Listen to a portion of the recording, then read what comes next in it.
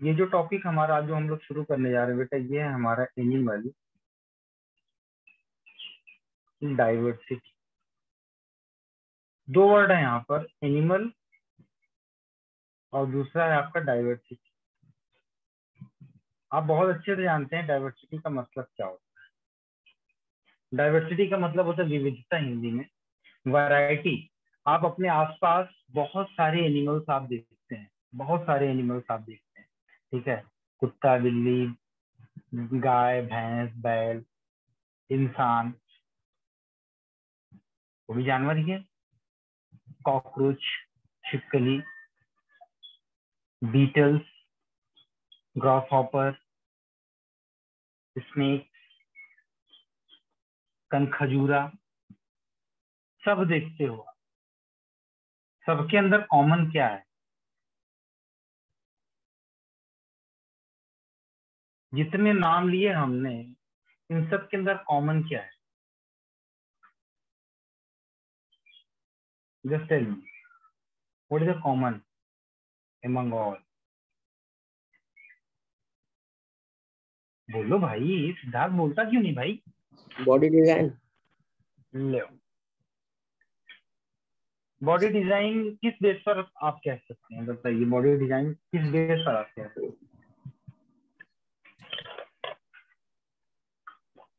हाथ पैर। स्नेक के तो हाथ पैर होते ही हैं।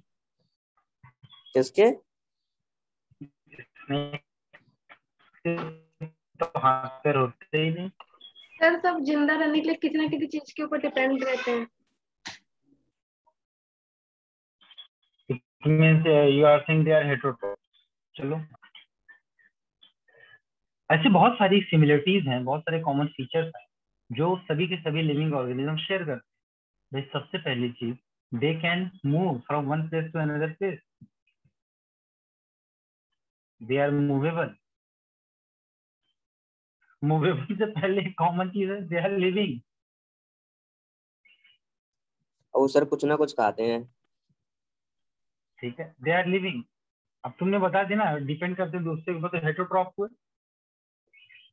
अब और बहुत सारी चीजें कॉमन हैं इसमें, जैसे they are dependent on other organism, other plant, दूसरे प्लांट के ऊपर ये डिपेंडेंट है। सब एक दूसरे के साथ एक जुड़े हुए हैं, सब जो है मूवेबल हैं, सब के अंदर डाइवर्सिटी है। एक एनिमल दूसरे एनिमल से अलग है, ठीक है। अलग किसके बेसिस पर है? उनकी फिजियोलॉजी, उनकी मॉर्फोलॉजी, उनका हैबिटेट, उनका प्रोफेशन। भाई एक सिस्टम है, आपकी ऑफिस का एक सिस्टम है, आपकी ऑफिस है, एक ऑफिस का सिस्टम है। इसमें एक जो है बॉस है, मालिक है, बाकी एम्प्लॉयज हैं। एम्प्लॉयज में कुछ ऊंची पोस्ट वाले एम्प्लॉयज हैं, एलीट क्लास वाले, कुछ एलीट क्लास के नीचे काम करने वाले एम्प्लॉयज हैं, कुछ उससे नीचे काम करने वाले एम्प्लॉयज हैं, कुछ जो है, कुछ एम्प्लॉयज ऐसे हैं,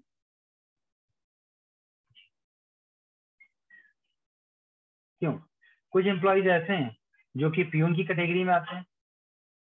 ऐसे कई सारे जो है, एक हायरार्की मेंटेन, एक हायरार्की क्या है बेटा? मेंटेन।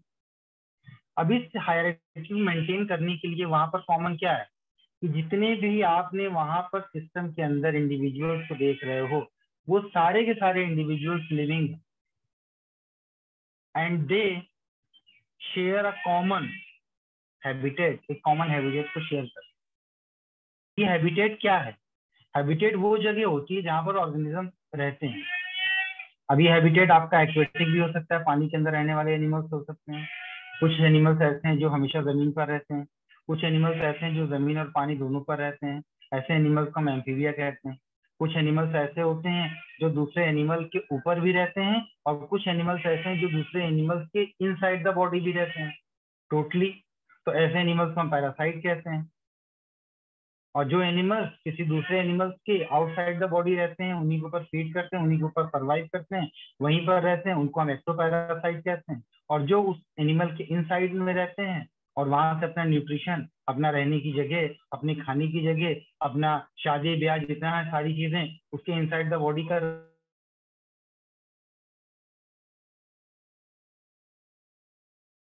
रहे होते हैं, उनको हम क्या बोलते हैं? एंडोकार्डियम। लेकिन सब एनिमल्स का जो रिलेशनशिप है एक दूसरे के साथ, वो रिलेशनशिप क्या है? अलग अलग। आप बड़ी क्लास में जब जाएंगे क्लास 12 में, तो वहां पर इस रिलेशनशिप को हम फूड चेन और फूड वेब के माध्यम से हम आपको समझाने की कोशिश करेंगे। बट आज जो हमारा टॉपिक है वो क्या है? वो है हमारा एनिमल डाइवर्सिटी। दो वर्ड है यहाँ पर, डाइवर्सिटी और एनिमल। अच्छा, जब डाइवर्सिटी एनिमल के अंदर हो सकती है, तो ये बताइए प्लांट के अंदर क्या डाइवर्सिटी नहीं हो सकती? हो सकती है, because plant is also a living organism. अब हमारा दूसरा सवाल आता है कि अगर प्लांट के अंदर भी डाइवर्सिटी है, प्लांट के अंदर भी डाइवर्सिटी है, तो अब आपका सवाल ये बनता है कि प्लांट के अंदर डाइवर्सिटी ज्यादा है या एनिमल के अंदर डाइवर्सिटी ज्यादा है? वैरायटी ऑफ एनिमल्स किसमें ज्यादा है? वैरायटी ऑफ ऑर्गेनिज्म किसमें ज्यादा है? एनिमल के अंदर वैरायटी ऑफ ऑर्गेनिज्म एनिमल। ज्यादा है, एनिमल के अंदर ज्यादा है। अब हमारा अगला सवाल आता है क्यों?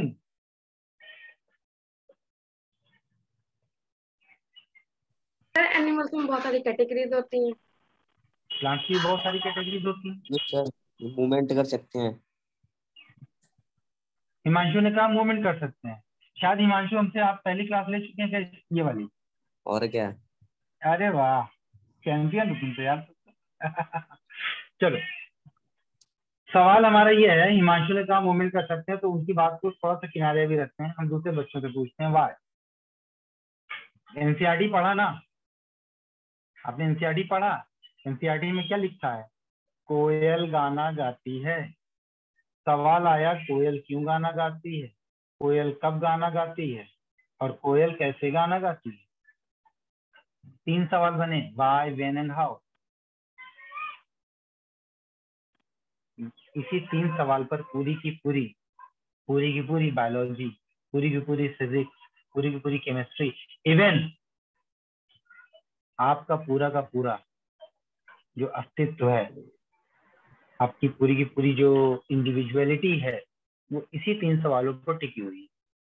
कब, क्यों और कैसे।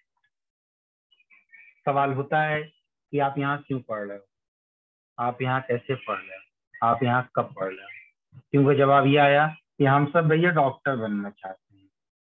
ये क्यों का जवाब। आप यहाँ कैसे पढ़ रहे हो, तो पूछा जा रहा है कि mode of teaching method, mode of learning क्या है। आपने कहा ऑनलाइन पढ़ रहे हैं। कैसे आप इस ऑनलाइन प्लेटफॉर्म पर आए? तो आपने कहा कि मैं इंस्टीट्यूट गया, वहां पर हमारी बातचीत हुई, वहां पर मैं फी पे किया, फिर उसके बाद हमें ये प्लेटफॉर्म मिला।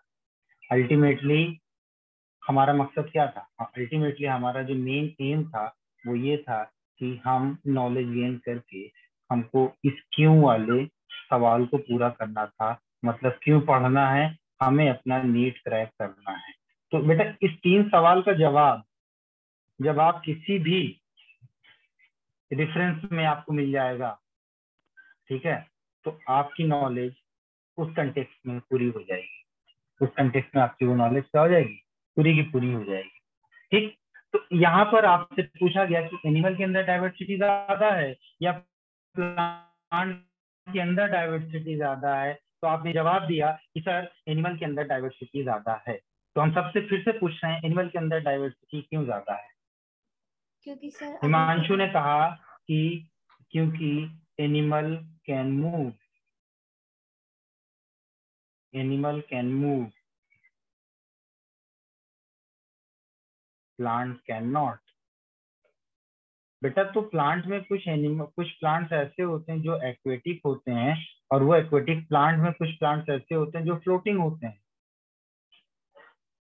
और जो फ्लोटिंग होते हैं वो वाटर करंट की मदद से, वाटर करंट का मतलब पानी का बहाव, वाटर करंट की मदद से एक जगह से दूसरी जगह को मूव कर सकते हैं।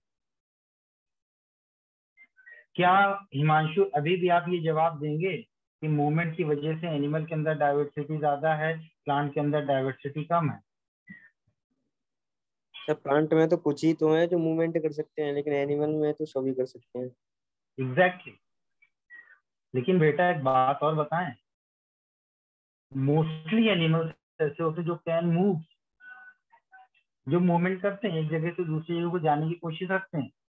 लेकिन प्लांट्स में मोस्टली एनिमल्स ऐसे होते हैं, ठीक है, मैंने क्या बोला कि एनिमल्स होते हैं, जो कुछ एनिमल्स ऐसे होते हैं जो एक जगह पर फिक्स रहते हैं और मोस्टली एनिमल मूव करते हैं। लेकिन प्लांट्स में मोस्टली प्लांट ऐसे होते हैं जो एक जगह पर फिक्स रहते हैं, और कुछ प्लांट्स ऐसे होते हैं जो कि फ्लोट करते हैं। और फ्लोटिंग कैसा होता है? फ्लोटिंग आपका फिनोमेना जो होता है वो पैसिव प्रोसेस होता है। देखिए, एनिमल के अंदर डाइवर्सिटी ज्यादा होने के दो रीजन है। कौन कौन सा रीजन है, जरा सा ध्यान दीजिए। पहला रीजन आपका ये है कि एनिमल के अंदर मस्कुलर टिश्यू पाया जाता है। मैं एडवांस एनिमल की बात करता हूँ, क्योंकि जो लोअर एनिमल्स होते हैं वो सेडेंटरी टाइप के हो सकते हैं, जैसे आपका स्पॉन्जेस हो गया, जैसे आपका सिलेंट्रेट्स हो गया।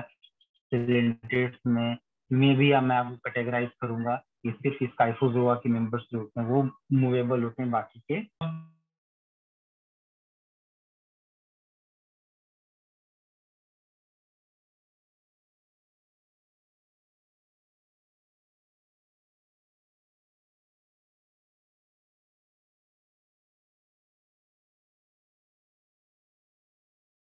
सर आपका माइक म्यूट हो गया है। हाँ, ये मस्कुलर टिश्यू और नर्वस टिश्यू की वजह से, मेरी वॉइस आ रही है? Yes, sir. मस्कुलर टिश्यू और नर्वस टिश्यू की वजह से हमारे एनिमल्स एक जगह से दूसरी जगह मूव कर सकते हैं, और जब ये मूवमेंट होता है तो इनके अंदर डाइवर्सिटी ज्यादा होती है। जैसे ये एरिया है आपका, ये पर्टिकुलर एरिया है, एरिया का नाम रख देते हैं आगरा। एरिया का नाम रख देते हैं आगरा। अब आपके इस आगरा में सुनामी आ गई, क्योंकि संभव नहीं है, क्योंकि समंदर के किनारे है नहीं और यमुना में इतना पानी है नहीं कि आदमी डूब के भी मर सके, तो सुनामी कहाँ से आएगी? ठीक है, तो आगरा में सुनामी आ गई मान लेते हैं। ये सुनामी अगर अच्छा नहीं लगा हो तो आप कह लीजिए कि आगरा में भूकंप आ गया। हमारे इलाहाबाद में भी आ गया साथ में।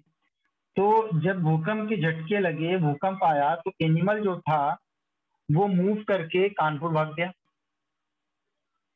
लेकिन जो आगरा और इलाहाबाद में जो प्लांट्स थे हमारे, वो प्लांट्स क्या मूव कर पाए?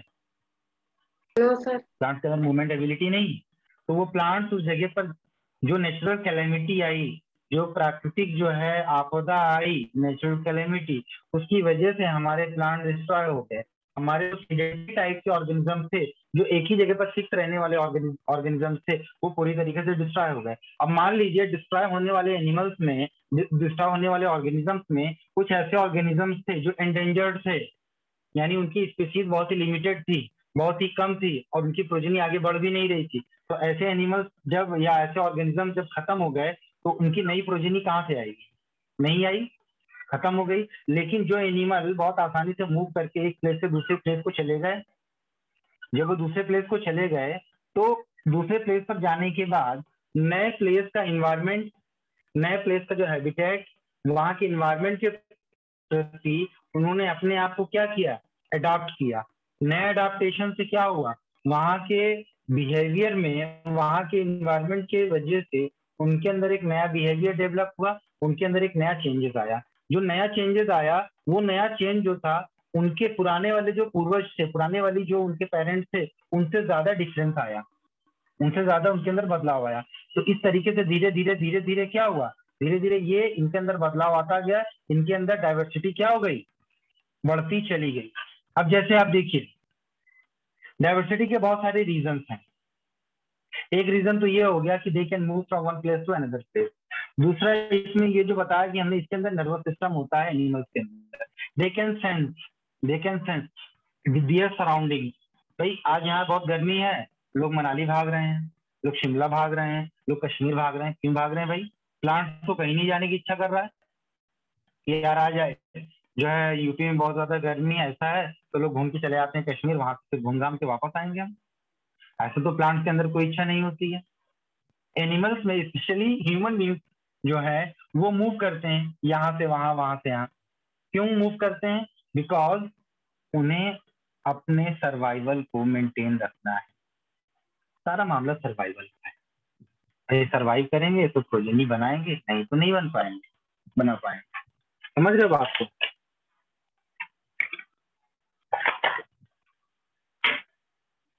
देखिए, सबसे पहले तो ये आप समझ गए कि एनिमल के अंदर नर्वस टिश्यू और मस्कुलर टिश्यू पाए जाने की वजह से एनिमल के अंदर डाइवर्सिटी सबसे ज्यादा है।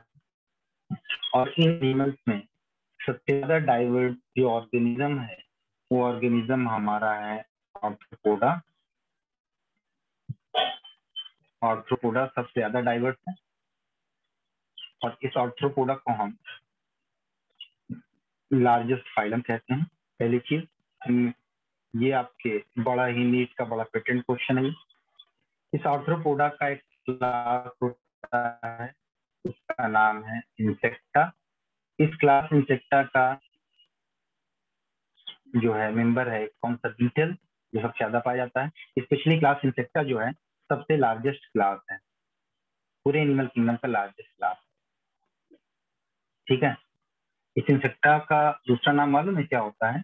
इस इंसेक्टा का दूसरा नाम होता है हेक्सापोडा। यहाँ पर हेक्सा का मतलब होता है 6, पोडा का मतलब होता है लेग, यानी कि इनमें ऐसे एनिमल्स होते हैं जिनके अंदर 6 लेग पाए जाते हैं। 6 लेग का मतलब होता है 3 पेयर लेग। जाकर के आज मच्छर मारना, आजकल गर्मी में मच्छर मिल जाता है आसानी से, मच्छर मार करके पैर गिरे तो आपको टोटल नंबर ऑफ लेग्स जो होगा वो लेग कितना होगा? 6। कभी गिना है? कभी मौका लगा है गिनने का? नहीं किया। कौन सा तुमको जो है खाना वाना बनाना रहता है? आज पढ़ना जो है आज। अच्छा, इसका भी पैर गिनना, मॉस्किटो लेना, मच्छर का पैर गिनना, और साथ ही साथ मकड़ी ले लेना, मकड़ी पकड़ना, मकड़ी के पैरों को गिनना। ये दोनों ही मेंबर ऑर्थोपोडा के हैं, लेकिन दोनों का क्लास अलग अलग है। मॉस्किटो में 6 पैर पाए जाते हैं और स्पाइडर में 8। स्पाइडर को हम ऑक्टोपोडा की क्लास में डालते हैं। और दूसरा स्पाइडर क्या होता है मालूम है?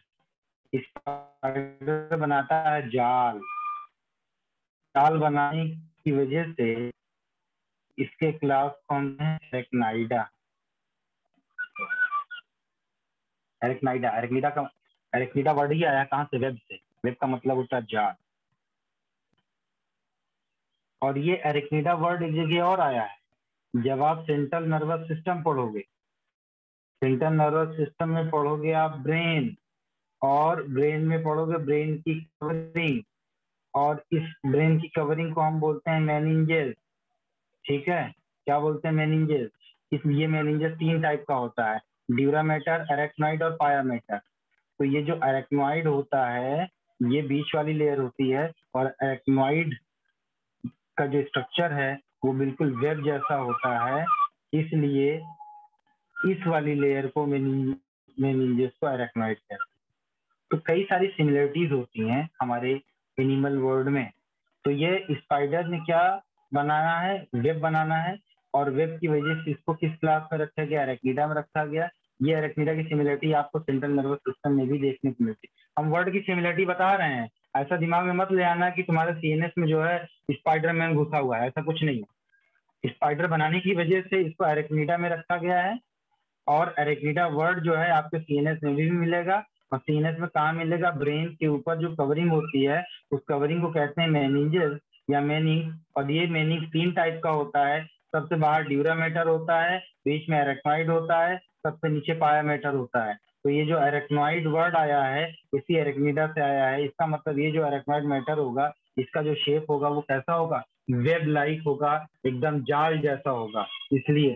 ठीक है, चलिए अब थोड़ा सा हम लोग आते हैं अपने शुरुआत की बात पर। आज हमारा जनरल इंट्रोडक्शन था इसके बारे में। जनरल में कुछ बातें हम आपको और यहाँ पर बताने की कोशिश करेंगे, उसको ध्यान से देखिए। जैसे नॉर्मली आप लोग क्लासिफिकेशन पढ़ते हो, क्या पढ़ते हो बेटा? क्लासिफिकेशन पढ़ते हो। और इस क्लासिफिकेशन में आप क्या पढ़ते हो, जरा सा बताइए। इस क्लासिफिकेशन में आप पढ़ते हो क्या होता है किंगडम, क्या होता है फाइलम, क्या होता है class, order, family, genus, species. इसके सीक्वेंस से कई बार सवाल पूछा गया है। Arrange the chronological sequence of the systematic. बच्चा कंफ्यूज, अब करे तो क्या करे, तो भैया इसको याद कर लो। कैसे याद करोगे? King, king Philip cut open, अरे वाह, पढ़ाया था ना मैंने। Yes sir, cut open 5 green snake. हाँ, कितने दिन हमने पढ़ाया था? एक दिन।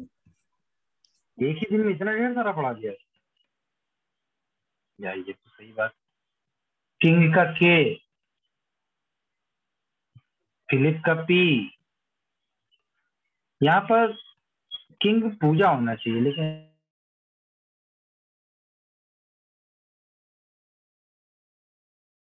क्या फिलिप पूजा तो कोई नहीं। King Philip cut open 5 green snake. The K, the P, the C, O, F, G, F। सबका नाम कहाँ कर लो भैया। K stands for the kingdom, P stands for the phylum, C stands for the class, O for order, family, आपकी family क्या है, genus, species. आपका genus क्या है, आपकी स्पीसीज क्या है। आपका होमवर्क है कि आप अपना क्लासिफिकेशन करके लाएंगे। आप इंसान हैं, आप अपने इंसान होने का सबूत देंगे कि हाँ हम हमारा क्लासिफिकेशन ये है, हम इस कैटेगरी में आते हैं। ठीक है,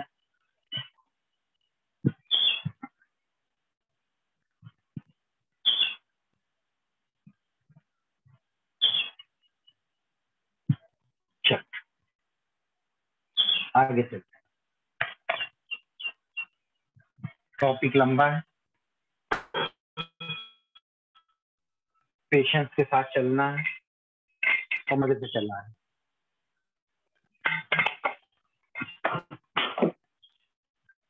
चल बेटे, I'm asking you, what is the definition of taxonomy?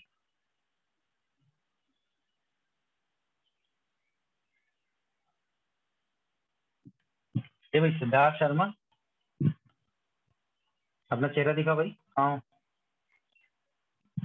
हाँ, मतलब बेटा जब कुछ खाना होता है तब तुम कैमरा ऑफ करते है ना। सर आपकी आवाज क्लियर नहीं आ रही है। सबको तो आ रही है यार। बीच बीच में सर, बीच बीच में ब्रेक होके आ रही है।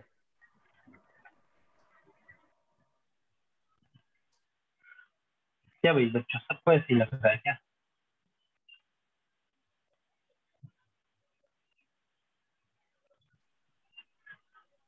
अभी नहीं हो रहा, पहले हो रहा था। तो टोक देना चाहिए ना बीच में। चलो, मैंने क्या पूछा, टैक्सोनॉमी का डेफिनेशन क्या है। क्लास 9th का सवाल है ये। अब ये मत कहना सर मैम ने नहीं पढ़ा है।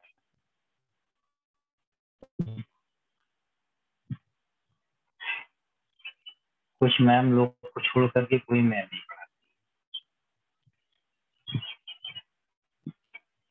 क्लास में आने के बाद बच्चों से 4 सवाल पूछती हैं, फिर अटेंड करके हटके। स्कूल की मैडमों का यही काम होता है।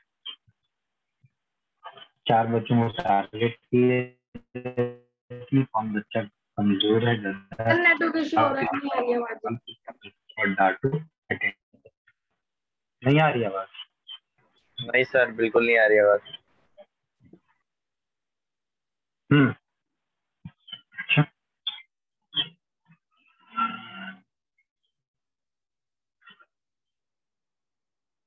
यार नेटवर्क तो सही है। अच्छा, इसकी डेफिनेशन बताओ जल्दी से, चलो। Sir, naming of the animal. इसकी डेफिनेशन बताओ।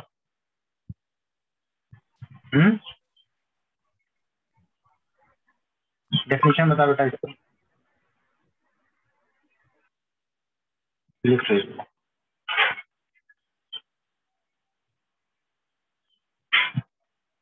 Taxonomy is the branch of science Deals with the naming of the animals and plant. अच्छा, branch of science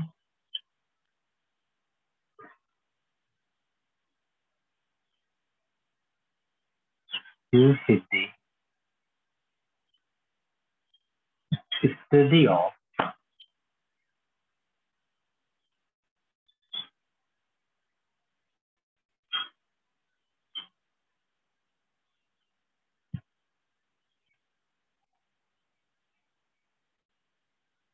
nomenclature,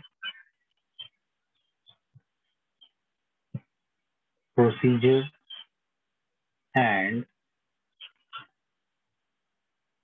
principles of classification.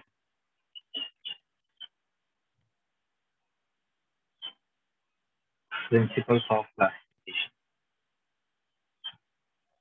Then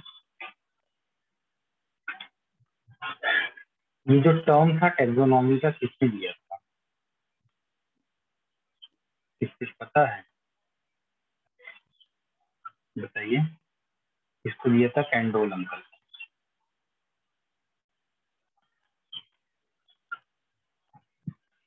ठीक है, किसने दिया था? Candolle uncle. जो taxonomy है 2 वर्ड्स मिलकर के बना है, ठीक है। 2 वर्ड कौन कौन सा इधर देखना था?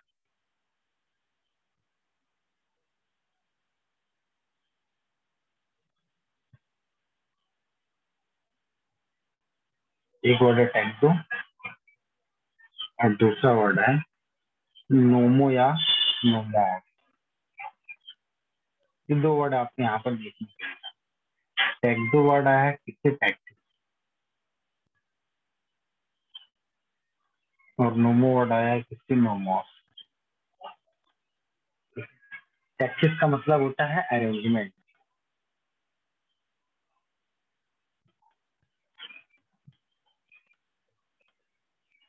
और नोमॉस का मतलब होता है लॉ।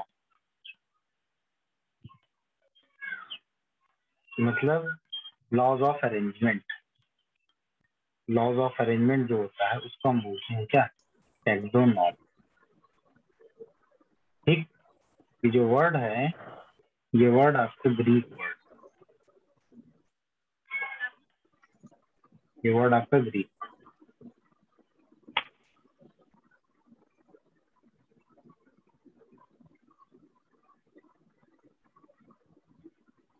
एक अंकल गुजरे हैं हमारे, उनका नाम है एरिस्टोटल। नाम सुना है इनका?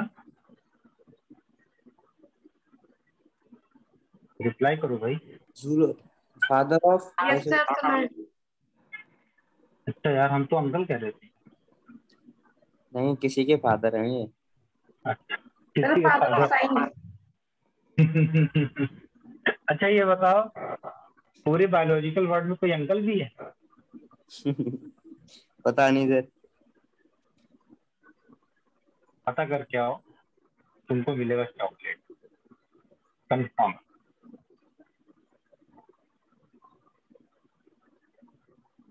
चलो मैं हिंट देता हूँ, वो अंकल का नाम कोई इंसान का नाम नहीं है। इंसानों का नाम नहीं है। हाँ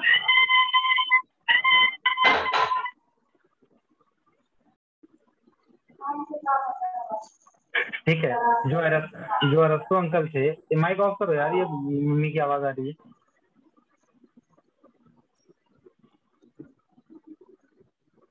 अरस्तु भाई साहब जो थे, ये थे आपके father of zoology.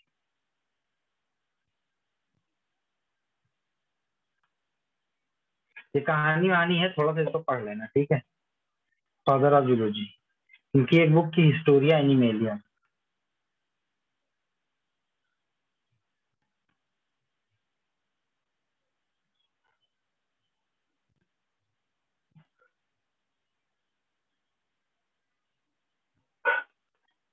Historia animalia,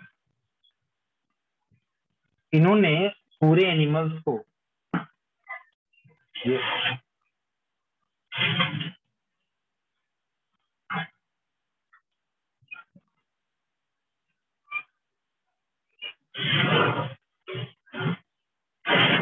इन्होंने एनिमल्स को दो कैटेगरी में डिवाइड किया। एक वो एनिमल्स थे जिनका ब्लड कैसा था, लाल था, और एक वो एनिमल्स थे जिनका ब्लड लाल नहीं था। Aristotle doesn't know about the RBC, उन्होंने आरबीसी शब्द का नाम भी नहीं, अरस्तु को ये बिल्कुल नहीं पता था कि हमारा खून लाल क्यों होता है। अरस्तु ने सिर्फ किसके बेसिस पर एनिमल को क्या कर दिया, डिवाइड कर दिया कि किसका खून लाल है और किसका खून लाल नहीं है, ठीक है। किसका खून लाल है और किसका खून लाल नहीं है, ठीक है। अरस्तु ने बस इतना काम किया। जैसे देखिए, जिनका खून लाल होता है, जिनका खून लाल नहीं, उनको कैटेगराइज किया। एक तो नाम दिया एनाइमा और एक का नाम दिया क्या, इनाइमा। आज से पहले कभी इसको सुना है, एनाइमा और इनाइमा? तो एनाइमा वाले जो एनिमल्स थे, नो रेड ब्लड, इनका जो ब्लड था वो रेड ब्लड नहीं था, मतलब जो भी रहा हो, लाल खून तो नहीं था, उसके अलावा कुछ भी रहा हो, ठीक है। और जो इनाइमा वाले थे, इनका ब्लड जो था वो कैसा था, इनका ब्लड जो था वो रेड था। बट आजकल के बड़े कलाकार साइंटिस्ट हैं, मतलब author लिखते हैं कि the blood contains RBC included in the anima, और जिसके अंदर आरबीसी नहीं, उसको हम जिसके अंदर आरबीसी होता है उसको इनाइमा कहते हैं, और जिसके अंदर आरबीसी नहीं होता उसको हम एनाइमा कहते हैं। तो भैया आप अपनी डेफिनेशन क्यों अड़ा रहे हो इसमें, आप अपनी बात क्यों कर रहे हो? आप अरस्तु वाली बात बोलो ना। अरस्तु को थोड़ी पता था, अरिस्टोटल को थोड़ी पता था आरबीसी डब्ल्यूबीसी जो है, lymphocyte, monocyte, eosinophil, basophil, neutrophil, कुछ नहीं पता था उनको, क्योंकि उस वक्त माइक्रोस्कोप की डिस्कवरी ही नहीं हुई। तो आप किस इंस्ट्रूमेंट से आरबीसी को देख लिया आप, है ना? तो एनाइमा जो था उसके अंदर रेड ब्लड नहीं था, ठीक है।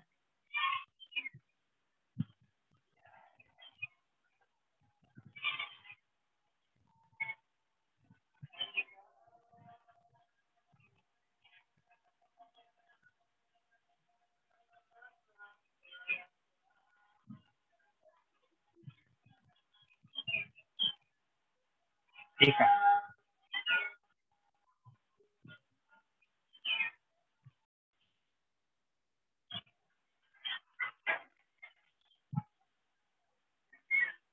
देखो इनाइमा को दो कैटेगरी में बांटा गया, एक दो, एक होता है वीवी पेरा और एक होता है ओवी पेरा।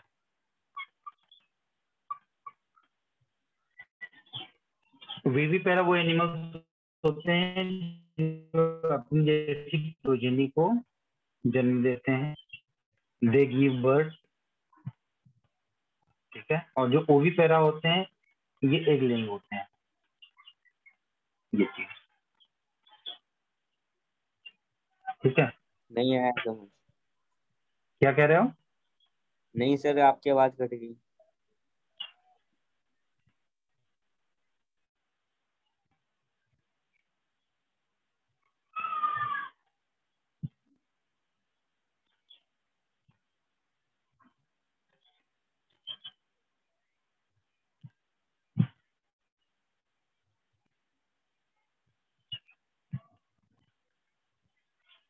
उसको लिख लो जो मैं लिख रहा हूँ।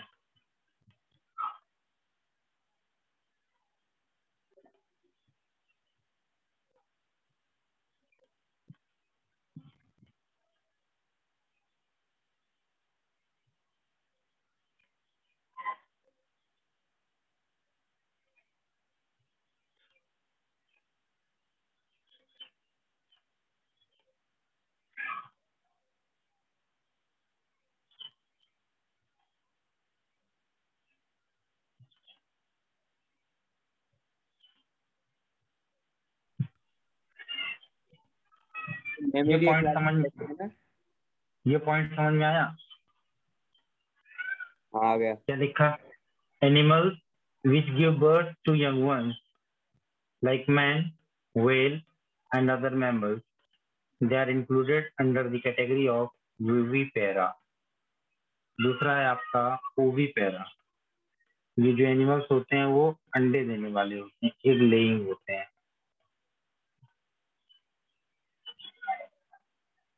ठीक है, ये कैसे होते हैं बेटा? एग लेइंग, अंडे देने वाले। अंडे देने वाले कौन कौन से होते हैं? स्नेक, आपकी मछलियां होती हैं पाइसिस,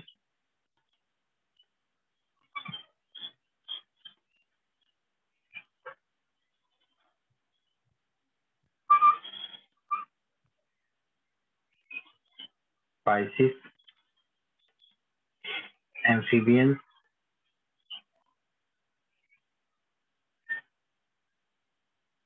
ठीक है, रेप्टाइल्स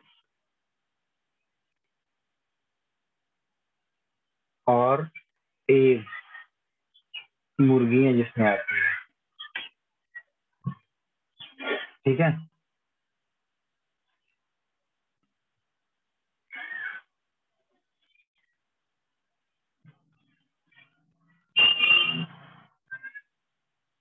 ये पॉइंट क्लियर हुआ?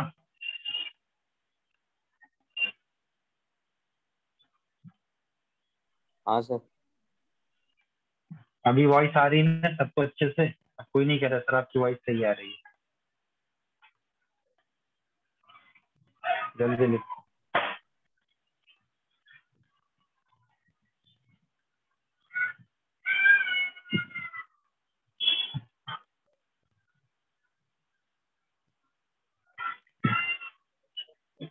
सब लिख लिया। एक बड़े मॉडर्न आदमी आए थे, इनसे भी मॉडर्न, एरिस्टोटल से भी मॉडर्न आए थे।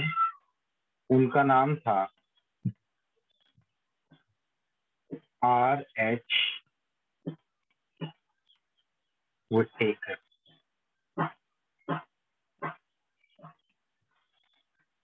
In the year of 1969,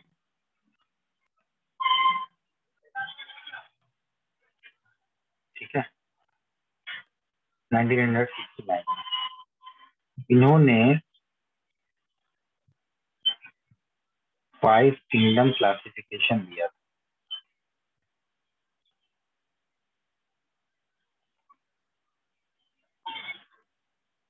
5 kingdom classification दिया था। 5 किंगडम होते कौन कौन पता है आपको? बताओ। नहीं। नहीं,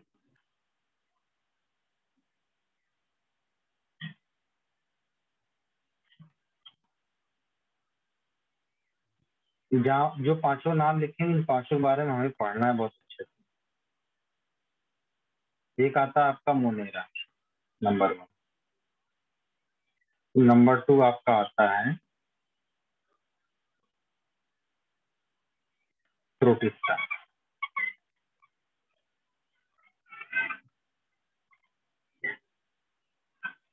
नंबर हमने 3 प्लेन में लिया। हाँ, पढ़ाया तो था।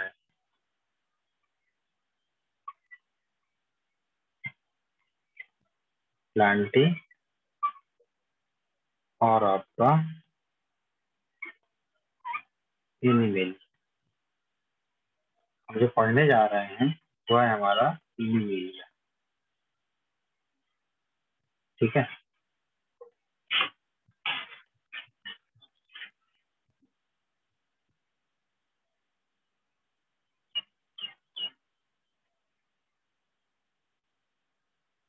होमवर्क क्या है ना, होमवर्क आपका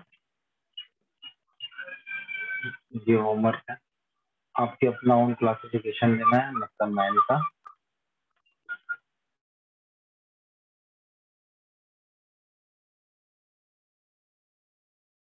और ये आंसर मिला आपको,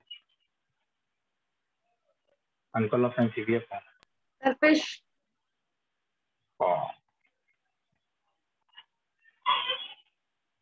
उसके मानने के लिए थोड़ी कहा।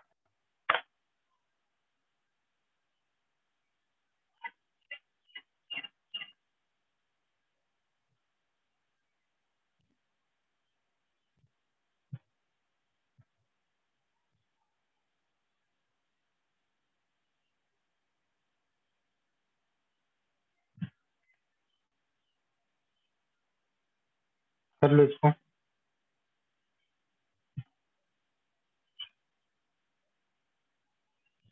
चलो बाकी चीजें कल पढ़ाएंगे हम आपको। कल जो टॉपिक चलेगा ना मैं बता दूं क्या पढ़ाऊंगा ना।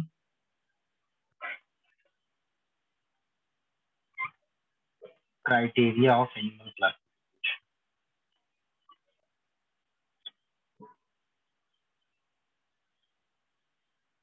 Criteria of animal classification. Pen नहीं चलती,